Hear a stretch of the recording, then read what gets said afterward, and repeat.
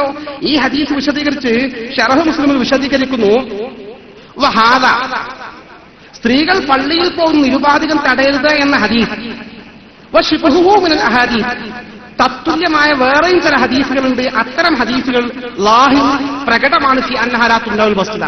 സ്ത്രീകൾക്ക് നിരുപാധികം പള്ളിയിൽ പോകുന്നതിന് വിലക്ക് ഏർപ്പെടുത്തപ്പെടാൻ പാടില്ല, അടിസ്ഥാന നിയമം ഇസ്ലാമിൽ.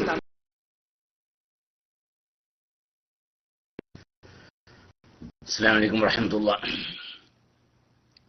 ആദ്യമായിട്ട് സ്ത്രീകൾക്ക് നിരുപാധികം പള്ളിയിൽ പോകുന്ന വിലക്ക് ഏർപ്പെടുത്താൻ പാടില്ല, അടിസ്ഥാന നിയമമാണ് ഇസ്ലാമിൽ എന്ന് പറഞ്ഞപ്പോ അവിടെ നിർത്തിയപ്പോ ഞാൻ ആളുകൾ തെറ്റിദ്ധരിക്കും. ബാക്കി കൂടി പറയാനുണ്ടല്ലേ, ബാക്കി കൂടി പറയാനുണ്ട്. അതങ്ങനെ തന്നെയാണ് സംഭവം. ഒരു ഹിന്ദു മതത്തിലൊക്കെ ഉള്ളതുപോലെ ഹിന്ദു മതത്തിലൊക്കെ സ്ത്രീകൾക്ക് അമ്പലത്തിലേക്ക് അങ്ങനെ പ്രവേശിക്കാൻ പാടില്ല. അത് അവരുടെ ആർത്തവഘട്ടം കഴിയണം. ശബരിമലൊക്കെ പോകണമെങ്കിൽ അങ്ങനെ ആർത്തവഘട്ടത്തിന്റെ മുമ്പോ അല്ലെങ്കിൽ ആർത്തവഘട്ടത്തിന്റെ ആ പ്രായമൊക്കെ കഴിഞ്ഞ ശേഷമേ കടക്കാൻ പറ്റുള്ളൂ. അങ്ങനത്തെ നിയമം ഇസ്ലാമിലില്ല. ഒരു പെണ്ണിന് പള്ളി കടന്നുകൂടാന്നുള്ള നിയമമില്ല. അതേ സമയത്ത് അവൾ നിസ്കരിക്കാൻ വേണ്ടി പള്ളിയിൽ പോകുന്നതിൽ പ്രത്യേകം പുണ്യമുണ്ടോ? ഇല്ല. ഇനി ഫിത്ന പേപ്പറാണെങ്കിലും അത് ഹറാമുമാണ്. അതാണ് ബഹുമാനപ്പെട്ട ഹമീദ് ഫൈസി പറഞ്ഞത്. അതിന്റെ ഇടയിൽ വെച്ച് നിർത്തി. അപ്പൊ ഞാനും തെറ്റിദ്ധരിക്കാൻ വെച്ചിട്ട് പറഞ്ഞാണ്. ഏതായാലും നമ്മൾ ഫിഖ് സംബന്ധമായ ചോദ്യങ്ങൾ കുറെ ഉണ്ട്. അതിന് മറുപടിയിലേക്ക് കടക്കാൻ ഇൻഷാ അല്ലാഹ്. ബിസ്മില്ലാഹിർ റഹ്മാനിർ സ്വലാത്തു വസ്സലാമു അലാ സയ്യിദിൽ മുർസലീൻ വഅലാ ആലിഹി വസഹ്ബിഹി അജ്മഈൻ. അമ്മാ ബഅദ് ഇബാദല്ലാഹ് വസീകും വഇയ്യായ ബിത്തഖ്വല്ലാഹ്. ഒന്നാമത്തെ ചോദ്യം, നമസ്കാരത്തിൽ ഫാത്തിഹയ്ക്ക് ശേഷം ഒരു സൂറത്ത് ഓതുന്നതിന് പകരം ഏതെങ്കിലും ആയത്തുകൾ ഓതുന്നതിന്റെ വിധി എന്താണ്? ആ ചോദ്യം ചോദിച്ച ആൾ ഉടനെ പി എൻ ചെയ്യണ്ടേ, നമ്മുടെ കുടുംബക്കാരനാണ് അദ്ദേഹം. ഇപ്പൊ ഇവിടെ ഇല്ലെങ്കിൽ ഇനിയിപ്പോ അത് ID കണ്ടുപിടിച്ചിട്ട് പി എൻ ചെയ്യേണ്ടി വരും. കാരണം അപ്പൊ അതുണ്ടേ പി എൻ വരുന്ന കാണാൻ ഞാൻ നോക്കണം ഇൻഷാ അല്ലാഹ്. നിസ്കാരത്തിൽ ഫാത്തിഹയ്ക്ക് ശേഷം ഒരു സൂറത്ത് ഓതുന്നതിന് പറഞ്ഞ് ഏതെങ്കിലും ആയത്ത് ഓതിയാൽ മതി, എന്നാലും സുന്നത്തിന്റെ കൂലി കിട്ടും. എന്നാലും അവിടെ ഏറ്റവും നല്ലത് എന്താണെന്ന് വെച്ചോ, ഒരു പൂർണ്ണമായ ഒരു സൂറത്ത് ഓതലാണ്. പിന്നെ ആയത്തുകളിൽ വലിയ സൂറത്തിൽ നിന്ന് അല്പം ആയത്ത് ഓതുന്നതിനേക്കാളും പിന്നെ ഫضل അതിനാണ്, ഒരു പൂർണ്ണമായ സൂറത്ത് ഓതുന്നതിനാണ്. അതേസമയത്ത് ഫാത്തിഹയ്ക്ക് ശേഷം കുറച്ച് ആയത്തുകൾ ഓതി എന്നാലും സൂറത്ത് ഓതിയ കൂലി കിട്ടുകയും ചെയ്യും. അതാണ്. അസ്സലാമു അലൈക്കും. വഅലൈക്കും അസ്സലാം വറഹ്മത്തുള്ളാഹി. ഇമാം ഫാത്തിഹ ഓതി അദ്ദേഹത്തിന്റെ ആമീൻ മഅ്മൂം കേൾക്കാത്ത പക്ഷം ആമീൻ പറയൽ സുന്നത്തുണ്ടോ? ഇല്ല, അതില്ല. ഇമാമ് പിന്നെ ഫാത്തിഹ ഓതുന്നത് കേൾക്കണ, ഇമാമ് വലദ്ദാലിൻ എന്ന് പറഞ്ഞാൽ കേൾക്കണില്ല എന്നൊക്കെ. മഅ്മൂമിന് വെറുതെ കേൾക്കാതൊരു ആമീൻ ചെല്ലുക, അപ്പൊ ഇമാമയുടെ വലദ്ദാലിന്റെ അവിടെ എത്തിയിട്ടുണ്ടാവും എന്ന് വിചാരിച്ചിട്ട് ആമീൻ ചെല്ലൽ സുന്നത്തില്ല. ഇമാമിന്റെ ഖിറാഅത്ത് കേൾക്കുന്നു എങ്കിലാണ് ആമീൻ ചെല്ലൽ മഅ്മൂമിന് സുന്നത്തുള്ളത്. ഇവിടെതാ അയ്യുസന്നു മാ ദുകിറ ഫി ആയത്തിർ റഹ്മത്തി അബിൽ അദാബി ലികുല്ലി മിനൽ ഖാരിഇ വസ്സാമിഇ ഹാല കൗനി കുല്ലി മിൻഹുമാ മഅ്മൂമൻ ഔ ഗൈറ മഅ്മൂമിൻ. അത് വേറെല്ലേ, അത് വേറെ. നേരിപ്പോ വായിച്ചല്ലേ, അപ്പൊ അതുകൊണ്ട് പറയാം. സാധാരണ ഈ ഖുർആൻ ഓതുമ്പോഴേ അത് റഹ്മത്തിന്റെ ആയത്ത് പറയും. അപ്പൊ ആ റഹ്മത്തിനെ ചോദിക്കുക സുന്നത്തല്ലേ. ഖുർആനിൽ ഇങ്ങനെ ഓരോ റഹ്മത്ത് സംബന്ധമായ വിഷയങ്ങളൊക്കെ ആകുമ്പോ ആ റഹ്മത്തിനെ ചോദിക്കുക. അല്ലാഹുമ്മ റഹ്മനി, പിന്നെ സ്വർഗത്തിനെ കുറിച്ചൊക്കെ പറയുകയാണെങ്കിൽ അല്ലാഹുമ്മ ഇന്നി അസ്അലുക്കൽ ജന്ന. സ്വർഗത്തിനെ കുറിച്ചൊക്കെ പറയുമ്പോ സ്വർഗം ചോദിക്കുക. നരകത്തിനെ കുറിച്ചൊക്കെ പറയുമ്പോൾ നരകത്തിനെ തൊട്ട് കാവൽ ചോദിക്കുക. അതൊക്കെ സുന്നത്താണ്. ആർക്ക് സുന്നത്താണ്? അദാബിനെ സംബന്ധിച്ചൊക്കെ കേൾക്കുമ്പോൾ അദാബിനെ തൊട്ട് അള്ളാഹിനോട് കാവൽ ചോദിക്കുക. അതൊക്കെ സുന്നത്താണ്. ആർക്ക്? ലികുല്ലി മിനൽ ഖാരിഇ വസ്സാമിഇ, ഓതുന്നത് കേൾക്കുന്ന ആൾക്കും ഓതുന്ന ആൾക്കൊക്കെ സുന്നത്താണ്. അത് നിസ്കാരത്തിൽ മാത്രമല്ല, നിസ്കാരത്തിൽ ഹാല കൗനി കുല്ലി മിൻഹുമാ മഅ്മൂമൻ ഔ ഗൈറ മഅ്മൂമിൻ, അത് നിസ്കരിക്കുമ്പോഴുള്ള മഅ്മൂമാവട്ടെ അല്ലെങ്കിൽ ഇമാമാവട്ടെ അല്ലെങ്കിൽ നിസ്കാരത്തിന്റെ പുറത്ത് ഓതലാവട്ടെ, നിസ്കരിക്കുന്ന സമയത്തൊന്നും എല്ലാവരും ഓതുക നിൽക്കുക, എന്നാലും അത് സുന്നത്ത് തന്നെയാണ്. ആ ഓതുന്ന ആൾക്കും കേൾക്കുന്ന ആൾക്കൊക്കെ സുന്നത്താണ്. അദാബിനെ കുറിച്ചൊക്കെ പറയുമ്പോൾ അദാബിനോട്ട് കാവൽ ചോദിക്കുക. സ്വർഗത്തിനെ കുറിച്ചും റഹ്മത്തൊക്കെ പറയുമ്പോൾ ആ റഹ്മത്തും സ്വർഗമൊക്കെ ചോദിക്കുക. അതൊക്കെ സുന്നത്താണ്. പിന്നെ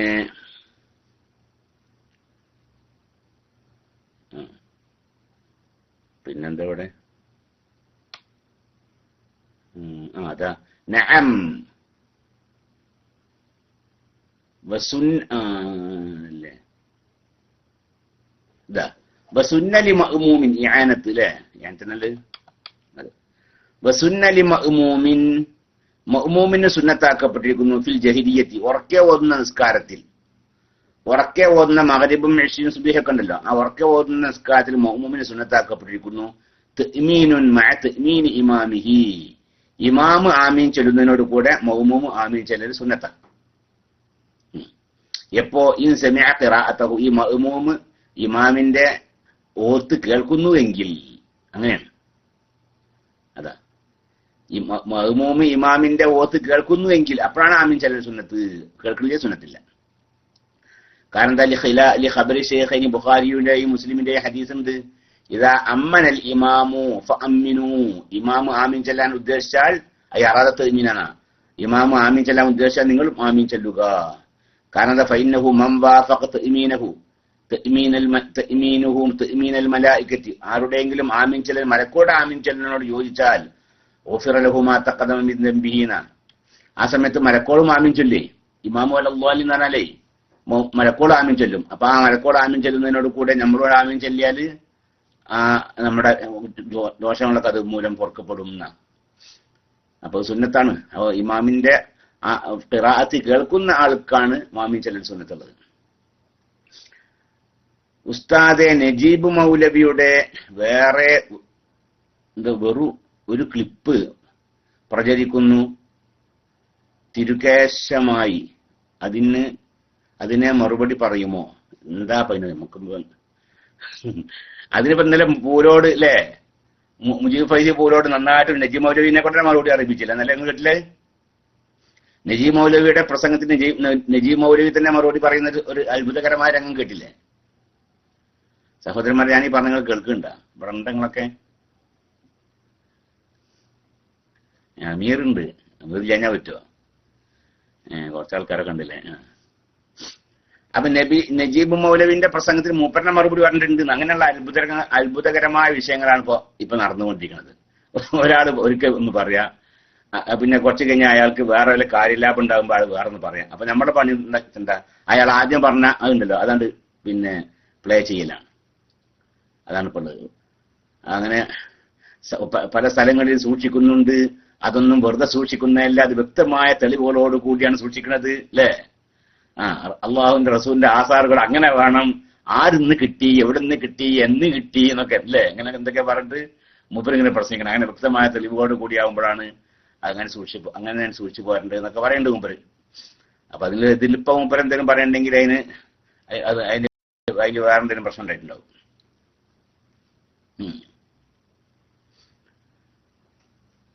പിന്നെ നല്ലൊരു വാഴ ശൈലി അടുത്ത നമ്മളിങ്ങനെ പ്ലേ ചെയ്യിപ്പിക്കണ്ടേ നമ്മുടെ ക്ലാസ് അതൊക്കെ നമ്മളാണ് പ്ലേ ചെയ്യിപ്പിക്കേണ്ടത് ശരിക്കും അല്ലേ? അത് ഉഷാർ ശൈലിയിലാണ്. പിന്നെ വേറെ, എനിക്ക് കച്ചവട സംബന്ധമായി ഞങ്ങൾ പിരിയുന്നതിനാൽ ചെറിയ തർക്കമുണ്ട്. അത് റാഹത്തായി പിരിയാനും മറ്റൊരു കടയുടെ പ്രശ്നം തീരാനും ദുആ ചെയ്യണമെന്ന് സഹോദരൻ ആവശ്യപ്പെട്ടിട്ടുണ്ട്. അല്ലാഹു സുബ്ഹാനഹു വ തആല പ്രശ്നങ്ങളെ തീർത്തു കൊടുക്കട്ടെ. അല്ലാഹു റബ്ബുൽ ഇസ്സത്ത് റസൂലുള്ളാഹി സ്വല്ലല്ലാഹു അലൈഹി വസല്ലമയുടെ ഹഖ് ജാഹ് ബർക്കത്ത് കൊണ്ട് കച്ചവട സംബന്ധമായ തർക്കങ്ങളൊക്കെ തീർത്ത് അവർ തമ്മിൽ സുൽഹിലായി പിന്നെ നല്ല രീതിയിൽ കച്ചവടമൊക്കെ നടത്തുവാനുള്ള തൗഫീഖ് പ്രദാനം ചെയ്യട്ടെ. അതിൽ അല്ലാഹു സുബ്ഹാനഹു വ തആല ഖൈറും ബർക്കത്തൊക്കെ പ്രദാനം ചെയ്യട്ടെ. ആമീൻ. അസ്സലാമു അലൈക്കും. വലൈക്കും അസ്സലാം വറഹ്മത്തുള്ളാഹി. ഉസ്താദെ, ഇരു ഹറമുകളിലും ജമാഅത്ത് നിസ്കാരത്തിന് മുബല്ലിഗ് ഉണ്ടല്ലോ, അത് എന്തിനാണ്? അതിന്റെ ആവശ്യം ഇല്ലല്ലോ. അതിന്റെ ആവശ്യമുണ്ട്. ഇത്രയും അധികം ആളുകളെ മുബല്ലിഗ് ആവശ്യമാണെങ്കിൽ മുബല്ലിഗ് സുന്നത്താണ്. ഇമാമിന്റെ ശബ്ദം, ഇമാമിന്റെ ഹറക്കാത്തുകളും ഇമാമിന്റെ ശബ്ദങ്ങൾ, പിന്നെ ഇമാം ഇപ്പൊ എന്താ ചെയ്യുന്നുള്ള കാര്യം മറ്റുള്ള ആളുകൾക്ക് പിന്നെ മനസ്സിലാക്കി കൊടുക്കാൻ വേണ്ടി, ഇമാം ഇപ്പോൾ എന്താണ് ചെയ്യുന്നത് എന്ന് മറ്റുള്ള ആളുകൾക്ക് മനസ്സിലാക്കി കൊടുക്കാൻ വേണ്ടി എന്ത് ചെയ്യാ, പിന്നെ എന്താ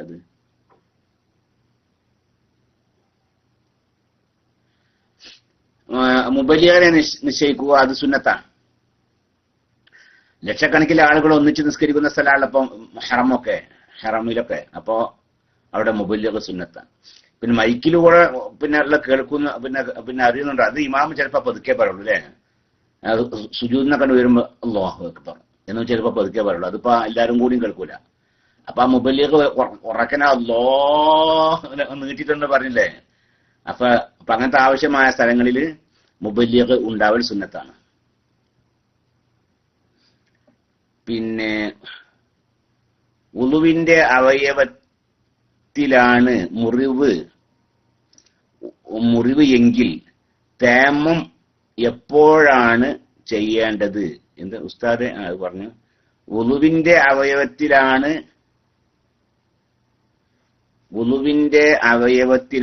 മുറിവ് എങ്കിൽ തേമം എപ്പോഴാണ് ചെയ്യേണ്ടത്? തേമം ചെയ്യേണ്ടത് ആ ഉളുവിന്റെ അവയവം കഴുകുന്ന സമയത്താണ്. തേമം ഉദാഹരണം പറയുകയാണെങ്കിൽ അവന്റെ കൈമലാണ് എന്തുള്ളത്? മുറിവുള്ളത്. മുറിവുണ്ടെങ്കിൽ മാത്രം തേമം ചെയ്യേണ്ടതില്ല കേട്ടോ. മുറിവുണ്ട്, ആ മുറിവിന്റെ മേൽ ബാൻഡേജ് പ്ലാസ്റ്ററൊക്കെ എന്തെങ്കിലുമൊക്കെ ആയിട്ട് പിന്നെ അത് മറഞ്ഞിട്ടുണ്ട്. അതിന്റെ ആ ഭാഗത്തേക്ക് വെള്ളം ചേരുന്നത് തടയുന്ന രീതിയിലുള്ള പിന്നെ മറണ്ട് നിൽക്കുക, പ്ലാസ്റ്ററൊക്കെ ഇട്ടുണ്ട്. എന്നാലാണ് പോയി ഇത് പിന്നെ തേമം ചെയ്യേണ്ടത്. നേരെ മറിച്ച് അന്നേരം മുറിവൊക്കെ ഉണ്ട്, പക്ഷെ ആ മുറിവിന്റെ മേലെ അവൻ വെള്ളം ഒഴിക്കുന്നുണ്ട്, അങ്ങനെ കഴുകുന്നുണ്ട്. എന്നാ പിന്നെ തേമം ചെയ്യണോ? വേണ്ട. മുറിവുണ്ട്, ആ മുറിവിന്റെ മേൽ ബാൻഡേജോ ഒക്കെ ഉണ്ട്, അങ്ങനെ അതിലേക്ക് വെള്ളം ചെയ്ത് തടയുന്ന സാധനമുണ്ട് എന്നർത്ഥം. എന്നാൽ എന്ത് ചെയ്യണം? തേമം ചെയ്യണം. എപ്പോഴാണ് തേമം ചെയ്യേണ്ടത്? അത് കഴുകുന്ന സമയത്താണ് തേമം ചെയ്യേണ്ടത്. അപ്പൊ അവൻ ആദ്യം പിന്നെ മുൻകൈ കഴുകി, വായുവെള്ളം കൊപ്പിച്ച് മുഖം കഴുകി, പിന്നെ ഈ കൈ കഴുകുകയാണ്. കൈമിലപ്പം മുറിയുള്ളത് അല്ലേ. അപ്പൊ ആ കൈ കഴുകുന്ന സമയത്ത് എന്ത് ചെയ്യുക? ആ കൈ കഴുകുന്നതിന് മുമ്പോ ശേഷോ ആയിട്ട് എന്ത് ചെയ്യുക? തേമം ചെയ്യണം. ആദ്യം തേമം ചെയ്യാൻ നല്ലത്. എന്നാൽ കൈ കഴുകുമ്പോൾ മണ്ണാൻ പോകും ചെയ്തോളും അല്ലേ. അപ്പൊ അതാണ് നല്ലതെന്ന് നമ്മുടെ ഫിഖിന്റെ കിതാബിലൊക്കെ ഉണ്ട്. ആ കൈ കഴുകുന്നതിന് മുമ്പായിട്ട് എന്ത് ചെയ്യുക? തേമം ചെയ്യുക. തേമം ചെയ്യുമ്പോൾ ആ കൈമ മാത്രം മണ്ണ് പരത്തിയാൽ മതിയാ, പോരാ. ഭൂമിയിൽ അടിച്ച് മുഖം തടവുക, പിന്നെ രണ്ട് കൈമലും തടവുക, മണ്ണ് കൊണ്ട് തടവുക. എന്നിട്ട് പിന്നെ എന്ത് ചെയ്യുക? ആ കൈ കഴുകുക. ആ മുറിവില്ലാത്ത പ്ലാസ്റ്റർ ഇല്ലാത്ത ഭാഗത്തൊക്കെ ശരിക്ക് കഴുകുക. ആ പ്ലാസ്റ്ററിന്റെ മേലെന്ത് ചെയ്യുക? വെള്ളം കൊണ്ട് തടവുകയും ചെയ്യുക. ഇങ്ങനെ ചെയ്യണമെന്നാണ് നമ്മുടെ ശാസ്ത്രീയ മതത്തിലെ പ്രബലമായ അഭിപ്രായം. എന്നാൽ പ്രബലമല്ലാത്ത അഭിപ്രായമുണ്ട്. പിന്നെ ആ പ്ലാസ്റ്ററിന്റെ മേലെ വെള്ളം കൊണ്ട് തടവിയാൽ മതി. സഹിഹായ ഭാഗത്തൊക്കെ ശരിക്കും കഴുകുക. മറ്റേ മുറിവുള്ള ഭാഗത്ത്, പ്ലാസ്റ്ററുള്ള ഭാഗത്ത് ആ പ്ലാസ്റ്ററിന്റെ മേലെ വെള്ളം കൊണ്ട് തടവിയാൽ മതി. പിന്നെ തേമം ചെയ്യണ്ട എന്ന അഭിപ്രായം ഉണ്ട്. ലൈഫായ അഭിപ്രായമാണ്. തേമം ചെയ്യുകയും വേണം. അതാണ് മുഴക്കമതായ അഭിപ്രായം. പിന്നെ ഉളുവിന്റെ ഈ കാലത്ത് കാശ് സൂക്ഷിക്കാൻ ബുദ്ധിമുട്ടാണല്ലോ, അതുകൊണ്ട് ബാങ്കിൽ സൂക്ഷിച്ചുകൂടെ?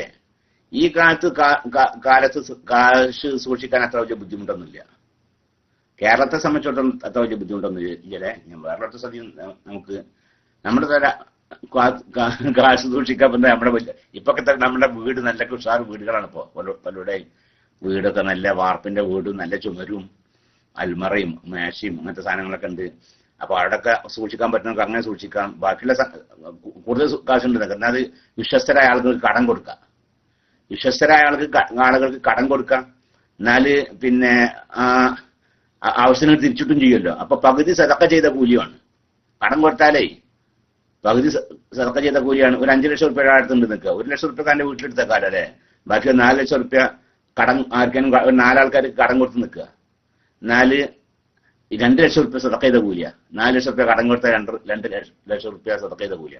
ആവശ്യത്തിനാണ് കിട്ടും ചെയ്യും. അപ്പൊ അതിന്റെ പകുതി സദഖ ചെയ്ത കൂലി, അതിന് പുറമെ നമ്മുടെ ആ പൈസ തിരിച്ചിട്ടും ചെയ്യും. അപ്പൊ അങ്ങനെയും സൂക്ഷിക്കാം. അതല്ലെങ്കിൽ വല്ല ഭൂമിയൊക്കെ വാങ്ങിയിട, അല്ലെ കച്ചവടം ചെയ്യാൻ പറ്റുന്ന സാധനങ്ങളൊക്കെ വാങ്ങിയിട. അങ്ങനെ പൈസ ആവശ്യം ഉണ്ടാകുന്ന സമയത്ത് അതാണ് വിൽക്കുക. എന്നാൽ അതിന്റെ ലാഭം കിട്ടും അല്ലേ. അങ്ങനെ യാതൊരു മാർഗവും ഇല്ല എങ്കിൽ സൂക്ഷിക്കാവുന്നതാണ്. വീട്ടിൽ സൂക്ഷിക്കാനും പറ്റില്ല, വിശ്വസ്തരായ ആളുകൾക്ക് കൊടുക്കാനും പറ്റില്ല, വല്ല സാധനം വാങ്ങിയിടാനും പറ്റില്ല, ഒന്നും പറ്റില്ല. ഇനി ബാങ്കിൽ സൂക്ഷിക്കലല്ലാതെ മറ്റൊരു മാർഗവും ഇല്ല. അത് മാത്രമാണ് അവന്റെ മുമ്പിലുള്ള വഴി എങ്കിൽ അങ്ങനെ സൂക്ഷിക്കാവുന്നതാണ്, ബാങ്കിൽ സൂക്ഷിക്കാവുന്നതാണ്. പിന്നെ ഗൾഫിൽ ഉള്ള മഹല്ല് കമ്മിറ്റികൾക്ക് ഇങ്ങനെ കുറെ കാശുകൾ ഉണ്ടാകും. അത് ബാങ്കിൽ അല്ലാതെ വേറെ സൂക്ഷിച്ചാൽ ബുദ്ധിമുട്ടാണല്ലോ. അതൊക്കെ ഇതാണ് വിഷയം. ബുദ്ധിമുട്ടാണെങ്കിൽ പറ്റുന്നു. ബുദ്ധിമുട്ടിച്ചാൽ ചെറിയ ബുദ്ധിമുട്ടല്ല, വേറെ മാർഗം മുമ്പിൽ ഇല്ല എങ്കിൽ. വേറെ കാലിൽ ഷോക്സ് ഇട്ട് നിസ്കരിച്ചാൽ നിസ്കാരം സഹിയാകുമോ? കാരണം കാലിന്റെ വിരലിന്റെ പള്ള നിലത്ത് വെക്കണ്ടേ. കാലിൽ ഷോക്സ് ധരിച്ച് നിസ്കരിച്ചാൽ നിസ്കാരം സഹിയാകും. വിരലിന്റെ പള്ള മറയോട് കൂടി വെച്ചാലും മതി, അല്ലാതെ മറയില്ലാതെ വിരലിന്റെ പള്ള നിലത്ത് വെക്കണം എന്നില്ല. ബഹുമാനപ്പെട്ട മജീദ് സാഹിബൊക്കെ ഉണ്ട്.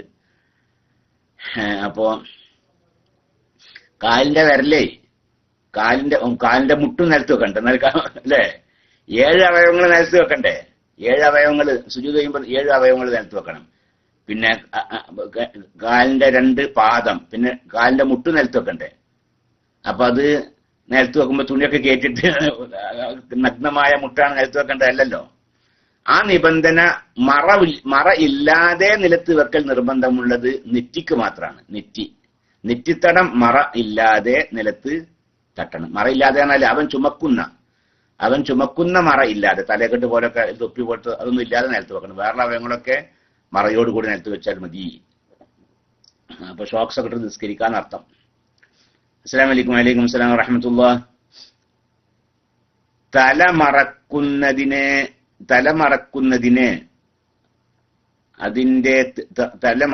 അതിന്റെ തെളിവുകൾ ഹദീസ് ഉണ്ടോ? എനിക്ക് PM ചെയ്തു തരണം. ഒരു മുജാഹിദുമായി തർക്കമുണ്ട്. ധാരാളം ഹദീസുകളുണ്ട് അല്ലേ.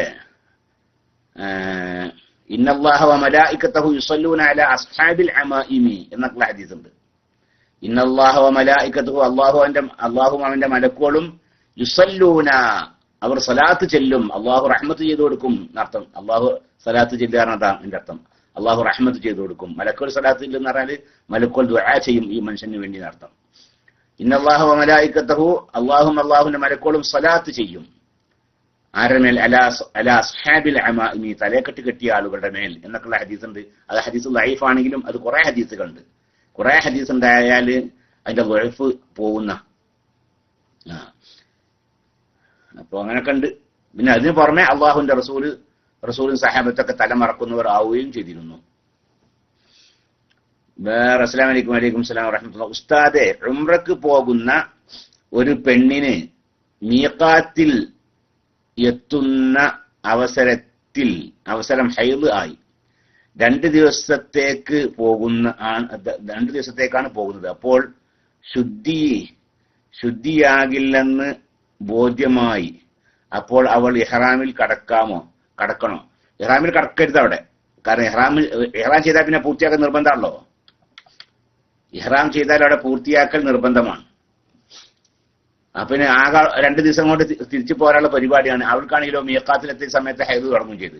ഇനി ഹൈദ് ഒഴിവാവണമെങ്കിൽ 4, 5, 6 ദിവസം വരും നിൽക്കുക. എന്നാൽ അവിടെ എന്ത് ചെയ്യരുത്? അവിടെ ഇഹ്റാം ചെയ്യരുത്. അതാണ് ഇഹ്റാം ചെയ്യരുത്. ഇഹ്റാം ചെയ്ത് നിൽക്കുക. ഇഹ്റാം ചെയ്താൽ പിന്നെ അത് പൂർത്തിയായിട്ട് അല്ലേ. ആ തവാഫ് ചെയ്യണമെങ്കിൽ അവിടെ ഹൈദ് മാറണല്ലോ. അപ്പോ ഉംറന്റെ അമാലുകളിൽ നിന്ന് തവാഫിന് മാത്രം ശുദ്ധി നിബന്ധന ഷർത്തുള്ളത്. തവാഫ് ചെയ്യണമെങ്കിൽ ശുദ്ധി വേണമല്ലോ. അപ്പൊ ഞാൻ അവിടെ ചെന്ന് അവിടെ ഹൈദൊക്കെ മാറി കുളിച്ച് എന്നിട്ട് തവാഫ് ചെയ്ത് പിന്നെ സഅയ് ചെയ്ത് മുടി നീക്കം ചെയ്ത് പോരണം. അത് നിർബന്ധമാണ്. ഇഹ്റാം ചെയ്താൽ പിന്നെ പൂർത്തിയാക്കാൻ നിർബന്ധമാണ്. അപ്പൊ അത് പൂർത്തിയാക്കാൻ സാധിക്കുകയില്ല എന്ന് കാണുകയാണെങ്കിൽ ഇഹ്റാം ചെയ്യാതെ പോവുക. മക്കത്തകോട് ദുആ ചെയ്തിട്ട് പോരുക. അങ്ങനെ പിന്നെ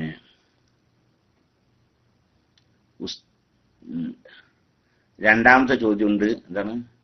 ഇഹ്റാം ചെയ്യാതെ പോയി ഒന്ന് കറങ്ങി വരാമെന്ന്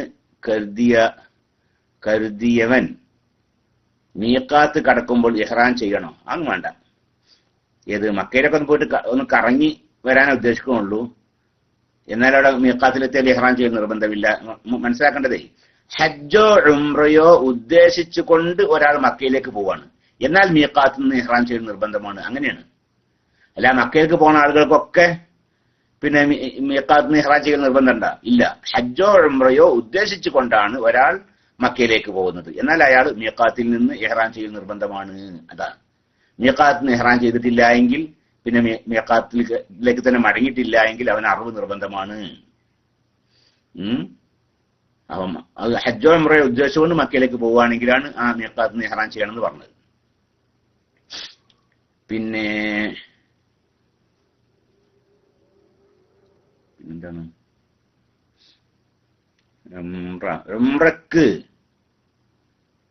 ഉംറക്കാരെ കൊണ്ടുപോകുക വരിക, അയാൾ ഉംറ ചെയ്യുന്നില്ല, അയാൾ ഇഹ്റാം ചെയ്യണമെന്ന്. ഇതാണ് എന്റെ വിഷയം. ഈ ഹംലന്റെ ആളുകളുണ്ടല്ലോ, ഉംറന്റെ ആളുകളെ ഉംറക്കാരെ കൊണ്ടുപോവുക കൊണ്ടുവരിക, അതാണ് അയാളുടെ ഉദ്ദേശം. അയാൾ ഇഹ്റാം ചെയ്യണം. ഇഹ്റാം ചെയ്യല് അയാള് ഉംറ ഉദ്ദേശിച്ചുകൊണ്ടാണ് പോകുന്നതെങ്കിൽ അയാൾക്ക് മീഖാത്തിന് ഇഹ്റാം ചെയ്യൽ നിർബന്ധമാണ്. അയാൾക്ക് അങ്ങനെ ഉദ്ദേശമില്ല നിൽക്കുക, എന്നാൽ മീഖാത്തിന് ഇഹ്റാം ചെയ്യൽ നിർബന്ധം ഇല്ല. പിന്നെ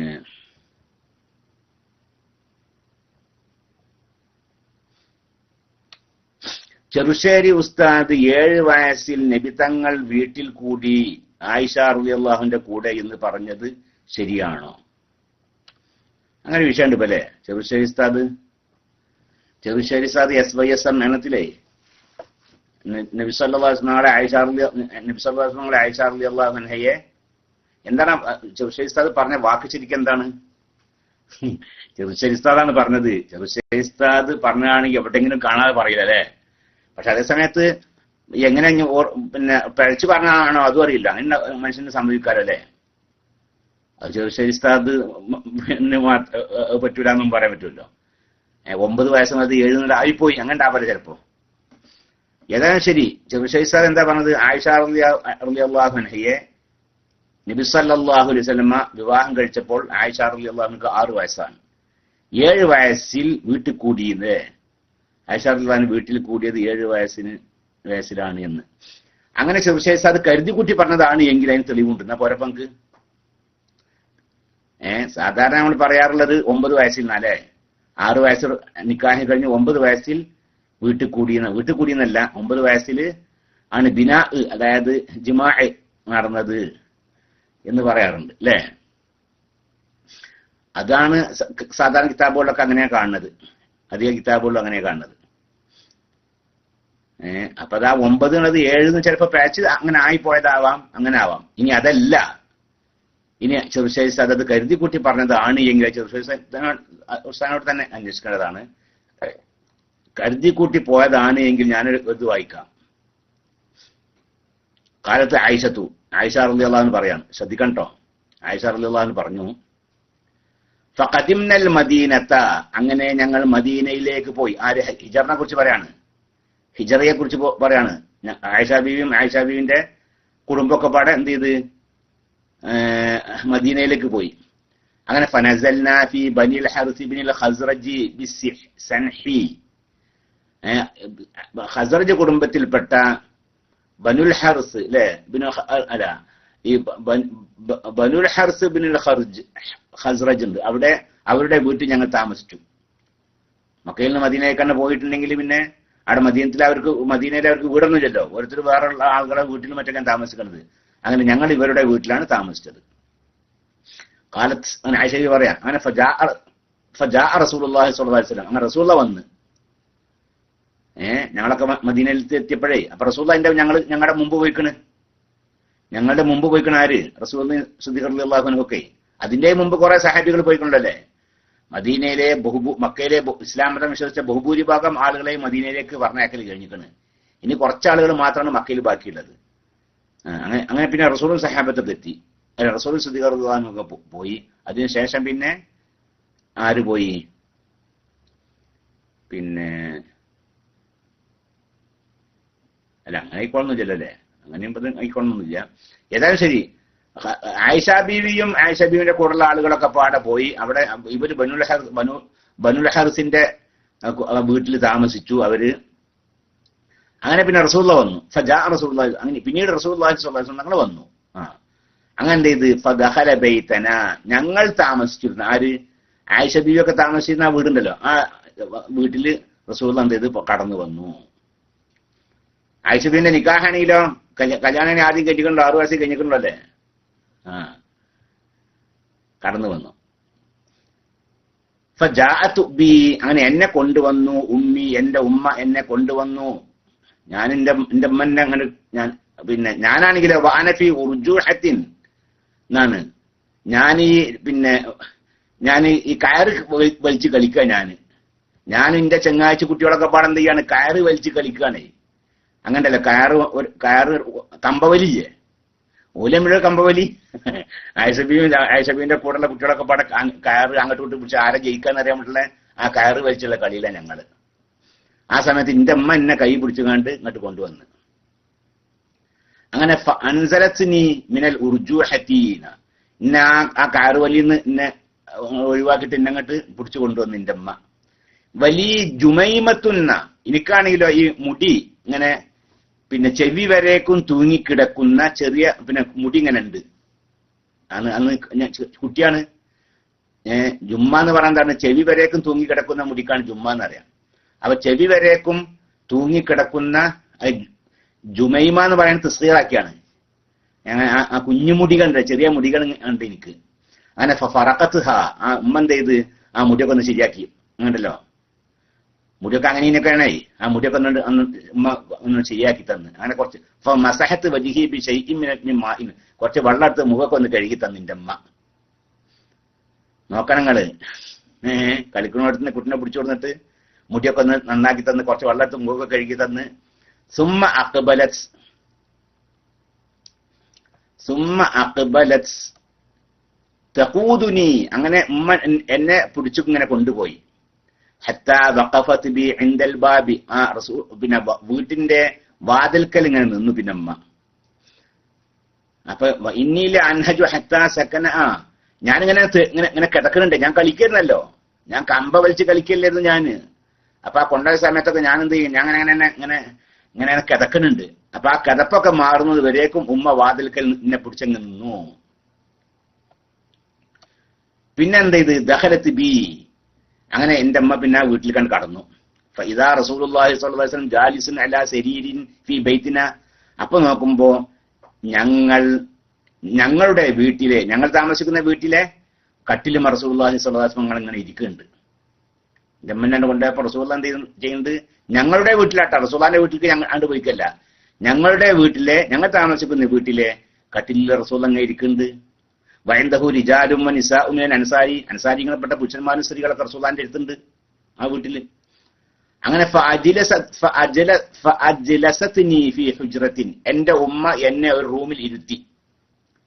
സുമ്മ ഖാലത്, എന്നിട്ട് ഉമ്മ പറഞ്ഞു, ഹൗലായി അഹ്ലുക്കി, ഇതൊക്കെ എന്റെ കുടുംബക്കാരാട്ടാ. ഫബാറകല്ലാഹു ലക്കി ഫീഹിം എന്നും പറഞ്ഞു, ബർക്കത്ത് കൊണ്ട് ദുആ ചെയ്യുകയും ചെയ്തു. വബാറക ലഹും ഫീക്കി എന്നൊക്കെ പറഞ്ഞു. അത് പറഞ്ഞേക്ക് എന്ത് ചെയ്ത് ഫവസബ റിജാലു വന്നിസാഉ ഫഖർജു, അപ്പൊ അവിടെ റസൂലുള്ളാഹിന്റെ ചുറ്റുഭാഗത്തും ആണുങ്ങളും പെണ്ണുങ്ങളൊക്കെ വേറുണ്ടല്ലോ, അവരെ കണ്ട് ഓടിപ്പോയി. അങ്ങനെ ബനാബി റസൂലുള്ളാഹി സ്വല്ലല്ലാഹു അലൈഹി വസല്ലം ഫീ ബൈതിന, ഞങ്ങൾ താമസിക്കുന്ന വീട്ടിൽ എന്റെ കൂടെ റസൂല താമസിച്ചു. ബന എന്ന് പറഞ്ഞ പല അർത്ഥത്തിനും വരും. ബന എന്ന് പറയുമ്പോഴേക്കും സംയോഗം എന്നുള്ള അർത്ഥമല്ല എന്നാണ്. ഈ ബിന എന്ന് അതിന് പേര് പറയാൻ തന്നെയുള്ള കാരണം, വിവാഹം കഴിച്ചാല് ഭർത്താവും ഭാര്യയും കൂടി താമസിക്കുന്ന ആ സ്ഥലത്ത് ഒരു കൂടാരം വെച്ച് കിട്ടാറ്. നമ്മുടെ മേലാപ്പൊക്കെ കിട്ടുക എന്നറിയില്ല നമ്മളല്ലേ, ഈ ഇതില്ലേ മണിയറയില് മേലാപ്പൊക്കെ കിട്ടൂലേ, അതിനാണ് അതാണ് ശരിക്കും ബിനാഗ്. അപ്പൊ അത് പിന്നെ അതിന്റെ ആ വാക്ക് പിന്നീട് ജിമാഇന് ആയി മാറിയതാണ് ഭാഷാ കിതാബുകളൊക്കെ നോക്കുമ്പോ അങ്ങനെ പറഞ്ഞത്. ഒരു ഡെക്കറേഷൻ ഒക്കെ ഉണ്ട്, അതാണ് ആ ബിനാഗ്. പുതിയപ്പളക്കും പുതിയനൊക്കെ ഇങ്ങനെയൊക്കെ എടുക്കാൻ വേണ്ടിയിട്ട് ഒരു മറക്കൻ ഉണ്ടാക്കിയിട്ട് ഒന്ന് മോടി പിടിപ്പിക്കുമല്ലോ, അതാണ്. അതാ ബനാബി റസൂലുള്ളാഹി സ്വല്ലല്ലാഹു അലൈഹി വസല്ലം ഫീ ബൈതിന, അങ്ങനെ ഞങ്ങൾ അന്ന് റസൂലുള്ളാഹിന്റെ കൂടെ റസൂലുള്ളാഹി ഞാനും കൂടി ഞങ്ങളുടെ വീട്ടിൽ താമസിച്ചു. മാ നഹറത് അലാ ജസൂരിൻ വലാ ദബഹത് അലാ ഷാത്തിൻ, അല്ലെങ്കിൽ മാ നുഹിറത് അല്ല, അത് മാ നഹറത്ത് തന്നെ ആയിക്കോട്ടല്ലേ, അല്ലെങ്കിൽ എങ്ങനെയാണ് ശരി, ഉമ്മയാണ് ഉദ്ദേശിക്കുന്നെങ്കിൽ അങ്ങനെ എന്റെ അമ്മ പിന്നെ അയാളുടെ പെണ്ണെ അങ്ങോട്ട് കൂട്ടിക്കൊണ്ടുപോയത്. അതിന്റെ പേരില് ഒരു പിന്നെ ഒട്ടകത്തെ അറുക്കുകയോ ആടിനെ അറുക്കുകയോ ഒന്നും ചെയ്തിട്ടില്ല. ഒട്ടകത്തെ അറുക്കുകയും ആടിനെ അറുക്കുകയും ചെയ്തില്ല. ഒരു വീട്ടിൽ കൂടിയാ പിന്നെ അങ്ങനെ ഒരു പരിപാടി ഇല്ലല്ലോ അല്ലെ, ഒരു ഒട്ടകത്തൊക്കെ അറുക്കുക ആടിനെ അറുക്കുക അതൊന്നും ചെയ്തിട്ടില്ല. ഹത്താ അർസല ഇലൈന സഅദ് ഇബ്നു ഉബാദ ബിജഫ്നത്തിൻ കാന യുർസിലു ബിഹാ ഇലാ റസൂലുള്ളാഹി സ്വല്ലല്ലാഹു അലൈഹി വസല്ലം ഇദാ ദാറ ഇലാ നിസാഇഹി. ആടിനെ അറുക്കുകയോ അല്ലെങ്കിൽ ഒട്ടകത്തെ അറുക്കുകയോ ചെയ്തിട്ടില്ല. ഏതുവരേക്കും സഅദ് ഇബ്നു ഉബാദ റളിയല്ലാഹു അൻഹ സാധാരണ റസൂലുള്ളാഹി സ്വല്ലല്ലാഹു അലൈഹി വസല്ലം പിന്നെ റസൂലുള്ളാന്റെ ഭാര്യമാരുമായി വീട്ടിൽ കൂടിയാല് ഒരു ജഫന പിന്നെ കൊടുത്തയക്കാറുണ്ട്. ജഫനയിൽ എന്തൊക്കെയാണ് ഉണ്ടാകുക അവ കൊടുത്ത അയക്കാറുണ്ട് സാധാരണ. അത് കൊടുത്തയക്കുന്നത് വരേക്കും പിന്നെ എന്ത് ചെയ്തിട്ടില്ല, ഒട്ടകത്തെയും ആടിനെയൊന്നും അറുത്തിട്ടില്ല എന്ന്. എന്താ അതിന്റെ അർത്ഥം?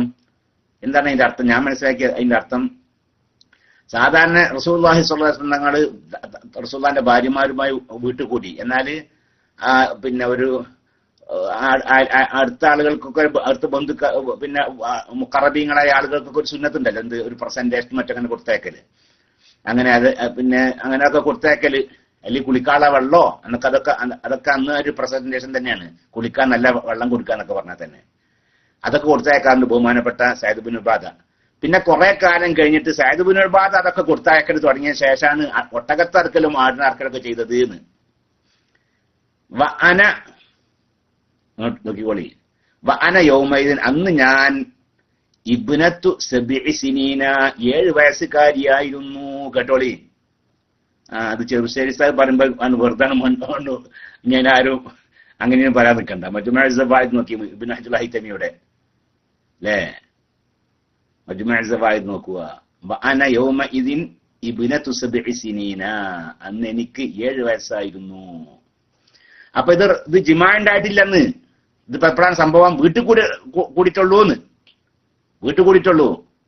ഹിജറ കഴിഞ്ഞ് അല്ലേ, ഹിജറ കഴിഞ്ഞ ഉടനെ റസൂലുള്ളാഹിന്റെ വീട്ടിൽ കണ്ടു പോയതല്ല. ഹിജറ കഴിഞ്ഞ ഉടനെ സിദ്ദീഖ് ആയിഷ റളിയല്ലാഹു അൻഹയും ആയിഷ റളിയല്ലാഹുവിന്റെ ഉമ്മയും കുടുംബമൊക്കെ വളരെ താമസിക്കുന്ന ഒരു വീടുണ്ട്.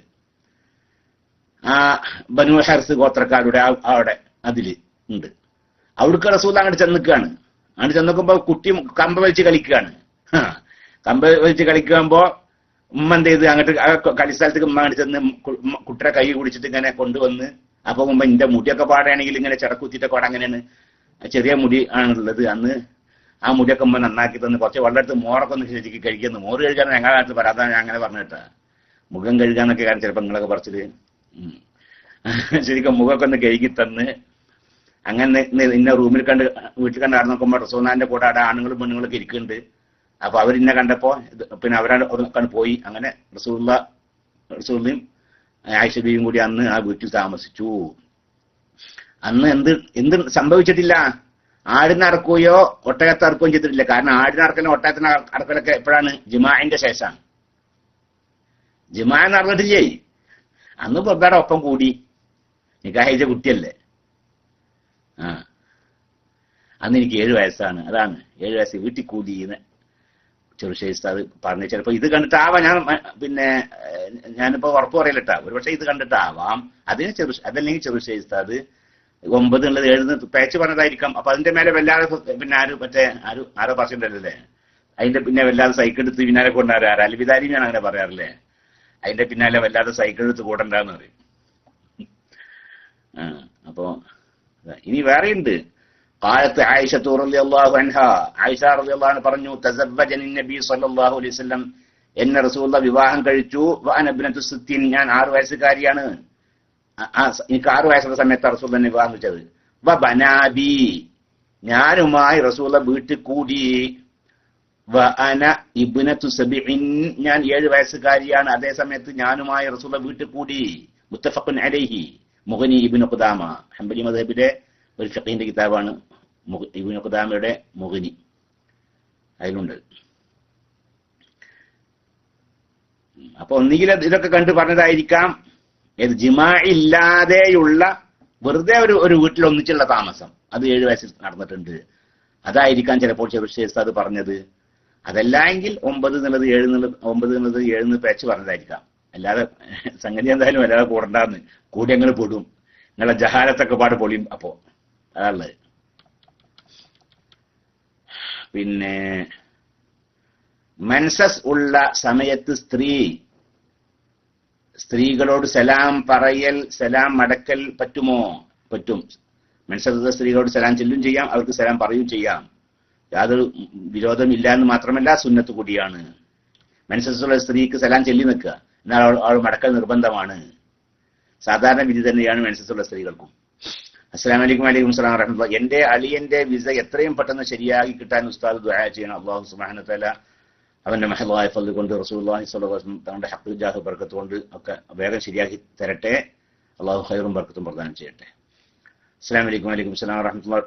ടോയ്ലറ്റിൽ പോകുമ്പോൾ ബ്ലഡ് പോകുന്നു, ദുആ ചെയ്യണമെന്ന് നമുക്ക് വേണ്ടപ്പെട്ട ഒരു കുട്ടി പറഞ്ഞാണ്. നമ്മൾ ആ കുട്ടിയുടെ പേരോട് പറഞ്ഞില്ല. മറ്റേ ടോയ്ലറ്റിൽ പോകുമ്പോൾ ബ്ലഡ് പോകണം, ചിലപ്പോൾ മൂലക്കുരുവിന്റെ അസുഖമായിരിക്കും അല്ലേ, അതല്ലെങ്കിൽ അങ്ങനെ ഉണ്ട്. പൈൽസ് എന്നാണ്, പൈൽസ്. ബാസൂർ, നാസൂർ, രണ്ടു തരം ഉണ്ട് അറബിയോട് പറഞ്ഞ ബാസൂറ നാസൂറ എന്ന് നോക്കൂല്. ഏതാനും ശരി, അള്ളാഹു സുബ്ഹാനഹു വ തആല ശിഫ നൽകട്ടെ. അല്ലാഹുമ്മ ശ്ഫീഹി ശിഫാഅൻ താമൻ ലാ യുഗാദിറു സഖമൻ വലാ അലമ ബിഹഖി സയ്യിദിനാ മുഹമ്മദിൻ സ്വല്ലല്ലാഹു അലൈഹി വസല്ലം വബിഹുഖൂഖി ജമീഇൽ അൻബിയാഇ വൽ മുർസലീൻ. ഉസ്താദെ, എന്റെ മകന് വേണ്ടി ക്ലാസ് റൂമിൽ ദുആ ചെയ്തിരുന്നു. ഇപ്പോൾ ഇവിടെ ബഹ്റൈനിൽ വിസ കിട്ടി. അൽഹംദുലില്ലാഹ്. ഖൈറും ദുആ ചെയ്യുക. അല്ലാഹു സുബ്ഹാനഹു വ തആല ഖൈർ പ്രദാനം ചെയ്യട്ടെ. സ്വല്ലല്ലാഹു അലൈഹി സയ്യിദിനാ മുഹമ്മദ്. അസ്സലാമു അലൈക്കും വലൈക്കും സലാം വറഹ്മത്തുള്ളാഹി. ഉസ്താദെ, തഹജ്ജുദ് നിസ്കാരത്തെ കുറിച്ച് പറഞ്ഞു തരുമോ? അസ്സലാമു അലൈക്കും വലൈക്കും സലാം വറഹ്മത്തുള്ളാഹി. തഹജ്ജുദ് നിസ്കാരം എന്ന് പറഞ്ഞാൽ രാത്രി ഉറങ്ങിയതിനു ശേഷം എഴുന്നേറ്റ് നിസ്കരിക്കുന്ന നിസ്കാരം. രാത്രി ഒന്ന് ഉറങ്ങണം, ഉറങ്ങി ഉണർന്ന് നിസ്കരിക്കുന്ന നിസ്കാരം, അതാണ് തഹജ്ജുദ് നിസ്കാരം. അത് ഏറ്റവും ചുരുങ്ങിയ 2 റക്അത്താണ്. അധികരിച്ചാൽ എത്രയും റക്അത്താവാം, എത്രയും ആവാം. സുബ്ഹിന്റെ മുമ്പായി നിസ്കരിക്കുന്ന നിസ്കാരം, അതാണ് തഹജ്ജുദ് നിസ്കാരം. ഏത് സൂറത്തും ഓതാം. ഇനി സൂറത്ത് ഓതാതെ വെറും ഫാത്തിഹ ഓതി നിസ്കരിച്ചാൽ നിസ്കാരം ശരിയാവും. ഇന്നലെ അസർമുല്ല എന്ന പടച്ചോൻ എന്താ ഇപ്പൊ സംഭവം? ഇന്നലെ അസർമുല്ല എന്ന ഐഡിയിൽ വന്നു പറഞ്ഞ ആൾ കള്ളം പറഞ്ഞതാ. ഇന്ന് ഞാൻ എത്തി ആ ഹാഡ് മാളിൽ ഉള്ള പള്ളിയിൽ പോയി 8 കോണുള്ള ഒരുപാട് ചിത്രം മിമ്പറിന്റെ സൈഡ് ചുമരിൽ മാത്രം ഒട്ടിച്ചു. അതിന്മേൽ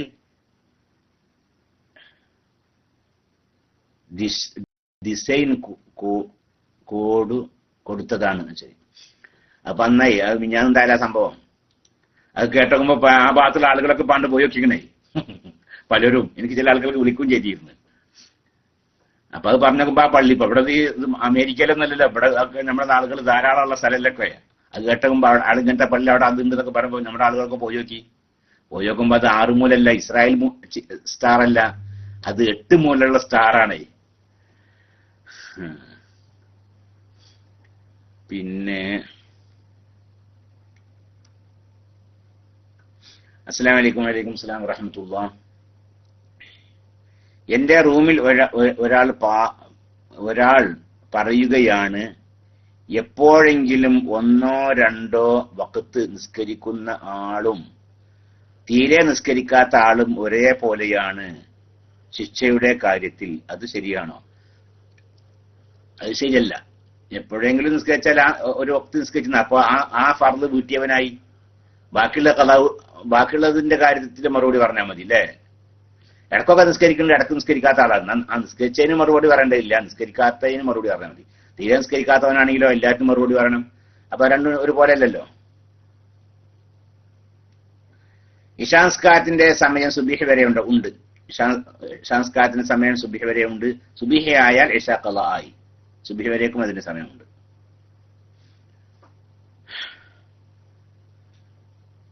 അസ്സലാമു അലൈക്കും വലൈക്കും സലാം വറഹ്മത്തുള്ളാഹി. എന്റെ ഉമ്മാക്ക് ചെറിയ ഒരു നെഞ്ചുവേദനയുമായി തിരൂരങ്ങാടി MKH ഹോസ്പിറ്റലാണ്. അല്ലാഹു സുബ്ഹാനഹു വ തആല ശിഫ നൽകട്ടെ. ഇപ്പോൾ കുറവുണ്ട്. രോഗശമനത്തിനും ആഫിയത്തോടുള്ള ദീർഘായുസ്സിനും പ്രാർത്ഥിക്കണം ഉസ്താദേ. അല്ലാഹു ശിഫ നൽകുമാറാകട്ടെ. ആമീൻ. അല്ലാഹു സുബ്ഹാനഹു വ തആല നിങ്ങളുടെ ഉമ്മാക്ക് പൂർണ്ണ ശിഫ നൽകട്ടെ. അല്ലാഹുവിന്റെ ത്വാഅത്തിലായി ആഫിയത്തോട് കൂടെ ദീർഘായുസ്സ് പ്രദാനം ചെയ്യട്ടെ. ഉമ്മാർക്ക് സുഖമില്ലാതാകുമ്പോൾ മക്കൾക്ക് വിഷമം ഉണ്ടാവുക അല്ലേ? ആ മക്കൾ പിന്നെ ആളുകൾ ദുആ ചെയ്യാൻ പറയാം, ആഫിയത്തോട് കൂടെ ദീർഘായുസ്സിന് വേണ്ടി ദുആ ചെയ്യാൻ പറയാം. അതൊക്കെ ആ ഉമ്മാനോട് ആ മകനുള്ള സ്നേഹം അറിയിക്കുന്നു. ആ സ്നേഹം അല്ലാഹു സ്വാലിഹായ അമലായി ഖബൂൽ ചെയ്യട്ടെ. ആമീൻ. സല്ലല്ലാഹു അലൈഹി വസല്ലം മുഹമ്മദ്. ഇപ്പോൾ ഉസ്താദെ, കാലിൽ കാലിൽ ഒരു കെട്ടുണ്ടായിരുന്നു, അഴിക്കാൻ പറ്റുമായിരുന്നില്ല. അങ്ങനെ ജനാബത്ത് ഉണ്ടായാൽ കുളി എങ്ങനെ? ജനാബത്ത് ഉണ്ടായാൽ കുളിയിൽ ആ ഭാഗം അഴിക്കാൻ പറ്റാത്ത ആ ഭാഗമല്ലാത്ത സ്ഥലത്തൊക്കെ കഴുകണം. ആ ഭാഗമുണ്ടല്ലോ, ആ കെട്ടിന്റെ മേലെ വെള്ളം കൊണ്ട് തടവുകയും വേണം. അതിന് പുറമെ തേമം ചെയ്യുകയും വേണം. ജനാബത്ത് കുളിക്കുമ്പോഴേ, ആ ജനാബത്ത് കുളിക്കുന്നതിന് മുമ്പായാലും വേണ്ടില്ല, ജനാബത്ത് കുളിച്ച് കഴിഞ്ഞതിന് ശേഷമായാലും വേണ്ടില്ല, എങ്ങനെയായാലും വേണ്ടില്ല. പിന്നെ എന്ത് ചെയ്യാ, മുമ്പാണ് തേമം ചെയ്താലാണ് ഏറ്റവും നല്ലതല്ലേ. മുമ്പാണ് തേമം ചെയ്താൽ പിന്നെ ജനാബത്ത് കുളിക്കുമ്പോ ആ മണ്ണൊക്കെ പോയിക്കോളും. തേമം ചെയ്യും വേണം. പിന്നെ ആ കെട്ടില്ലാത്ത സ്ഥലങ്ങളിലൊക്കെ കഴുകുകയും വേണം. ആ കെട്ടിന്റെ മേൽ വെള്ളം കൊണ്ട് തടവുകയും വേണം. കൈ നനച്ചിട്ടേ ആ കെട്ടിന്റെ മേലൊന്നും തടവുകയും വേണം. അങ്ങനെയാണ് ചെയ്യേണ്ടത്.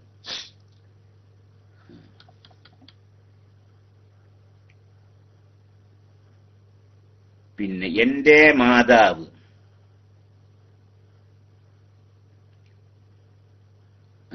ഉസ്താദെ, അസ്സലാമു അലൈക്കും വലൈക്കും സലാം വറഹ്മത്തുള്ളാഹി. ഉസ്താദെ, എനിക്ക് കിഡ്നി സ്റ്റോൺ, നല്ല വേദനയുണ്ട്, ദുആ ചെയ്യണം. അല്ലാഹു സുബ്ഹാനഹു വ തആല ശിഫ നൽകട്ടെ.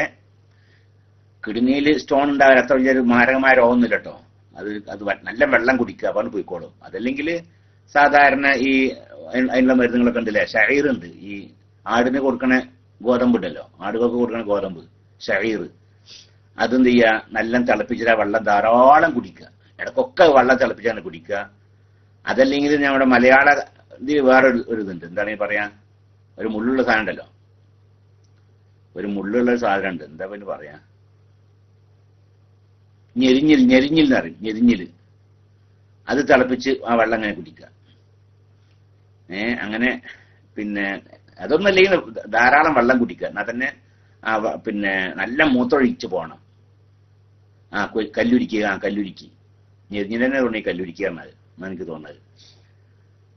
അപ്പൊ അതൊക്കെ തിളപ്പിച്ച് ശരിക്കും കുടിച്ചാൽ മതി. അപ്പൊ എന്ത് ചെയ്യും, അതൊക്കെ പോയിക്കോളും. അത്ര മാരകമായ രോഗമല്ല. അല്ലാഹു സുബ്ഹാനഹു വ തആല പൂർണ്ണ ശിഫ നൽകട്ടെ. ശിഫ അൻതാമല്ല യുഗാദിറു സഖമൻ വലാ അലമാ വസല്ലല്ലാഹു അലാ സയ്യിദിനാ മുഹമ്മദ്. എന്റെ മാതാവ് വാർദ്ധക്യ സംബന്ധമായ അസുഖത്തിലാണ്. മരിക്കും വരെ ആരോഗ്യത്തോടെ ജീവിക്കാൻ നിങ്ങൾ എല്ലാവരും ആത്മാർത്ഥമായി ദുആ ചെയ്യാൻ അപേക്ഷിക്കുന്നു. അല്ലാഹു എന്റെ ഉമ്മാക്ക് ആരോഗ്യത്തോടെ ദീർഘായുസ്സ് നൽകട്ടെ, ആമീൻ. മരിക്കുമ്പോൾ ഈമാൻ കിട്ടി മരിക്കാൻ തൗഫീഖ് ചെയ്യട്ടെ, ആമീൻ. അല്ലാഹു സുബ്ഹാനഹു വ തആല നിങ്ങളുടെ ദുആ ഖബൂൽ ചെയ്യട്ടെ. അല്ലാഹു നിങ്ങളുടെ ഉമ്മാക്ക് ആഫിയത്തോടുകൂടി ദീർഘായുസ്സ് പ്രദാനം ചെയ്യുകയും ഉമ്മാനി നമ്മളൊക്കെ മരിപ്പിക്കുന്ന സമയത്ത് അല്ലാഹു ലാ ഇലാഹ ഇല്ലല്ലാഹ് എന്ന കലിമ ഉച്ചരിപ്പിച്ചുകൊണ്ട് മരിപ്പിക്കുകയും ചെയ്യട്ടെ. ഈ പൂർണ്ണ ഈമാനോടുകൂടി മരിപ്പിക്കട്ടെ, ആമീൻ. സല്ലല്ലാഹു അലൈഹി വസല്ലം മുഹമ്മദ്. അസ്സലാമു അലൈക്കും വലൈക്കും സലാം വറഹ്മത്തുള്ളാഹി. ബാങ്കിൽ നിന്ന് നിർബന്ധമായ സാഹചര്യത്തിൽ പലിശ മേടിക്കേണ്ടി വരുന്ന സാഹചര്യത്തിൽ അത് പൊതു കക്കൂസ് ഉണ്ടാക്കണോ അല്ലെങ്കിൽ പൊതുവഴി ശരിയാക്കാനോ ഉപയോഗിക്കാം എന്ന് കേട്ടു. അത് ശരിയാണോ? അത് ശരിയാണ്. അതല്ല, വേറെ മാർഗമില്ലല്ലോ. ആ പൈസ വളരെ നിർബന്ധമായ സാഹചര്യത്തിലാണ് അങ്ങനെ പൈസ കയ്യിലെത്തിപ്പെട്ടത്. അപ്പോൾ അത് പൊതു ആവശ്യത്തിന് വേണ്ടി ഉപയോഗിക്കുക, അതല്ലെങ്കിൽ അവനല്ലാത്ത മറ്റാർക്കെങ്കിലും അത് കൊടുക്കുക എന്നൊക്കെയാണ് നമ്മുടെ ഉലമാക്കൾ പറയാറ്. അതുപോലെ നിർബന്ധ സാഹചര്യത്തിൽ ബാങ്കിൽ നിന്ന് ലോൺ എടുത്ത പലിശ കൊടുക്കുന്ന ആൾക്ക് ഈ തെറ്റിൽ നിന്ന് ഒഴിവാകാൻ എന്തെങ്കിലും വഴിയുണ്ടോ? നിർബന്ധ സാഹചര്യത്തിൽ ലോൺ എടുത്ത ആൾക്ക് നിർബന്ധ സാഹചര്യത്തിലാണ് ലോൺ എടുക്കാലോ പയ്യന്. അതുകൊണ്ട് അപ്പൊ തെറ്റല്ല. അപ്പൊ തെറ്റല്ല. നിർബന്ധ സാഹചര്യം എന്ന് പറഞ്ഞാൽ നിർബന്ധ സാഹചര്യം തന്നെ ആയിരിക്കണം. വീട് അത്യാവശ്യം വീടൊക്കെ ഉണ്ട്, അതിന് ഒരു റൂം കൂടെ എടുക്കണമെന്നുണ്ട്. അപ്പൊ അതിന് വേണ്ടി ലോൺ എടുക്കുക നിർബന്ധ സാഹചര്യമല്ല. വീടൊക്കെ പിന്നെ പറമ്പൊക്കെ ഉണ്ട്. പക്ഷെ ഒരു പറമ്പ് പെരന്റെ അടുത്ത് ഒന്ന് വിൽക്കാണ്ട്, ഒരു പറമ്പ് കൂടി വിൽക്കാണ്ട്, അതും കൂടി വാങ്ങണമെന്നുണ്ട്. അപ്പൊ അതിനു വേണ്ടി ലോൺ എടുക്കുക. അത് നിർബന്ധ സാഹചര്യമല്ല. നിർബന്ധ സാഹചര്യം എന്ന് പറഞ്ഞാൽ അവൻ ചെലവ് കൊടുക്കാൻ നിർബന്ധമുള്ളവർക്ക് ഒരു വീട്, താമസിക്കാൻ അനുയോജ്യമായ ഒരു വീട് വേണം. അവന്റെ ഭാര്യയും കുട്ടികളും താമസിപ്പിക്കണല്ലോ, അതിന് പറ്റുന്ന ഒരു വീട് വേണം. ആ വീട് ഉണ്ടാക്കാൻ അവന്റെ അടുക്കൽ പൈസ ഇല്ല, അവന്റെ അടുക്കൽ വിൽക്കാൻ ഭൂമിയൊന്നും അതും ഇല്ല. പിന്നെ ആരും പലിശ ഇല്ലാത്ത നിലക്ക് ആരും കടം കൊടുക്കാനും ഇല്ല. അവന്റെ മുമ്പിൽ മറ്റു യാതൊരു മാർഗവും ഇല്ല. അവൻക്കാണെങ്കിലോ അവന്റെ കുട്ടികളെ താമസിപ്പിക്കാൻ നിർബന്ധമല്ലേ.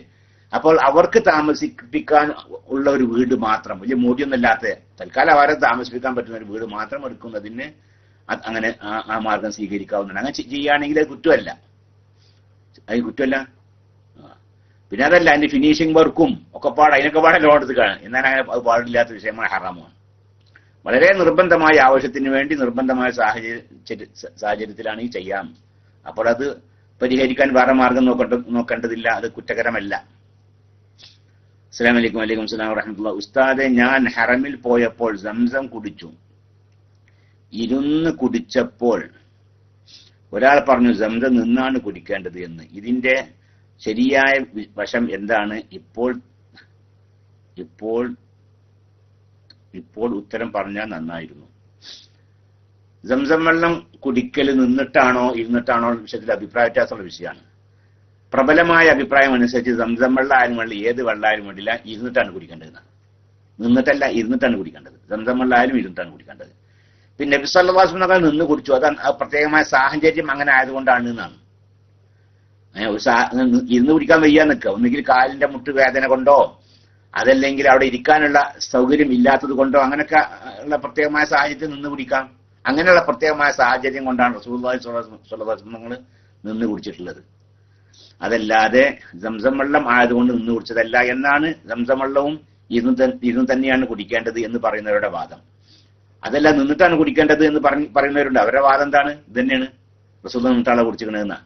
പക്ഷെ അവിടെ പ്രബലമായ അഭിപ്രായം ഇങ്ങനെയാണ്, അത് ഇരുന്ന് തന്നെയാണ് കുടിക്കേണ്ടത് എന്നാണ്.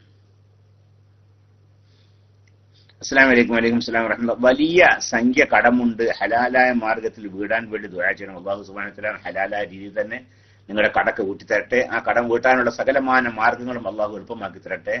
വസല്ലല്ലാഹു അലാ സയ്യിദിനാ മുഹമ്മദ്.